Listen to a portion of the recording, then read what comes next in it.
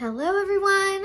Cheers to another awesome episode of Below Deck Sailing Yacht. I'm excited to break down everything that we learned tonight, including what we saw in the mid-season trailer, because things are about to get a whole lot messier in the Daisy, Gary, Colin love triangle. Let's talk about it. Okay, so we're all trying to understand, when did this start with Colin and Daisy? We were left on a big cliffhanger last week, and we've had all week to speculate wildly, which we've done, on how long this has gone on, because I think we're all very clear on the fact that this is not the first time that they've had something going on.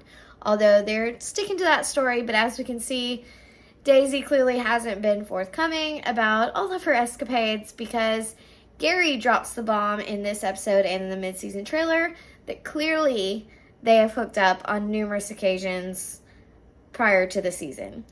This isn't a huge surprise. We knew that they were quarantining together before BravoCon and some other things like that in between the season. When they did the reunion, they were actually quarantining in the same place next door to each other. So, you know, it's definitely understandable to see that Gary and Daisy would have hooked up and done more than just their kiss that we saw at the end of last season. That doesn't surprise me. What surprises me is the absolute audacity that Gary has had to walk in there and look Daisy in the eye and act like she is not entitled to explore this relationship with Colin. Colin, in this episode, did everything by the book. He checked with Gary. He asked if that was okay. Gary, in multiple ways, said, "That is totally good. I think you should pursue her." And even Colin knew Gary doesn't mean it. And then he goes up to Daisy by the wheel and he's up there talking about how, you know, he was too much of a coward to admit how much he felt for her. But she's right in saying that he's been with Mads this entire charter season. They've had 3 weeks on this boat. They're halfway through the season. And he has been pursuing Mads to the point of desperation, really. It's got to be embarrassing for him to see the way he pines over Mads, and she could care less about him all the way start to finish. But besides that, ultimately, it comes down to this.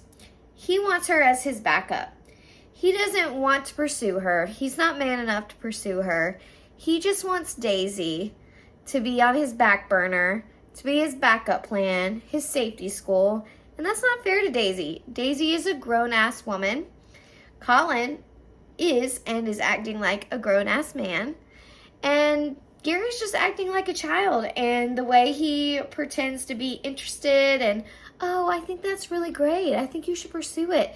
It's just so fake and it's so transparent. And yeah, I'm with Daisy. The more and more I see this season unfold, I'm like, I get why she doesn't even have time to accept Gary's feelings. Now, do I think there's more to unpack that probably hasn't been opened up yet or shared yet? Yes. Clearly, she wanted Gary for a long time. That was something that has gone on for 3 seasons now, with that tension between the two of them. Colin, it's really the first time for them to explore those feelings because he had girlfriends the past 2 seasons. I actually think this episode explained kind of how things led up in their timeline, meeting each other, knowing each other, pursuing each other. One thing I did notice tonight when I watched last week's episode is that clearly Daisy and Colin were already planning on hooking up, because there's a moment when she's at the bar on the boat and she reaches for his hand as he passes by. They already had a plan to have some kind of rendezvous. They had it in their minds that that's where they were going. Now, clearly, I think this is something she should explore. Do I think this is a forever love? No. But I do think Daisy deserves to be the one that's pined after. I mean, it's been season after season of Gary and other guys going after these 20-something third stews, you know, who party really hard and are kind of easier to catch and not as, you know, older, mature, as Daisy, and she's a boss bitch. We know that. But also, I think she intimidates Gary, which means that he really doesn't deserve her. So I, at this point, am Team Colin all the way. I will say I do feel for her in that moment when she accidentally calls him Gary's name. I do think that's just, a really bad mix-up on her part.